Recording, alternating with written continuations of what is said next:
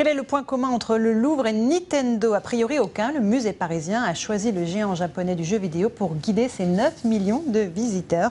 Les audioguides vont prendre un sérieux coup de vieux. Regardez le reportage de Fabrice Collaro et Sylvain Roland.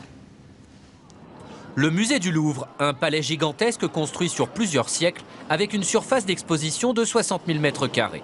Mais du coup, on peut facilement s'y perdre au milieu de toutes ces œuvres. D'où l'idée de remplacer les anciens audioguides par des appareils plus modernes et dotés d'écrans pour afficher des informations sur les sculptures ou les peintures. Et c'est donc cette console de jeu qui a été choisie, tout simplement parce que c'est un appareil ludique et très grand public.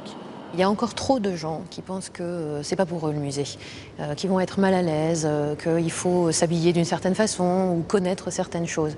Et donc utiliser un objet aussi sympa et rigolo et léger que la Nintendo, c'est aussi une façon de dire mais non, mais venez, quoi. Vraiment il n'y a aucun souci, au contraire. Vous avez peut-être reconnu Diane. Des commentaires enregistrés par les conservateurs, des photos des œuvres en haute définition et surtout un système révolutionnaire de plans interactifs. Il permet de se localiser à tout moment dans le musée et on peut aussi suivre un parcours prédéfini par le Louvre ou composer le sien. Le contenu de l'audioguide va être amené à être enrichi au fur et à mesure.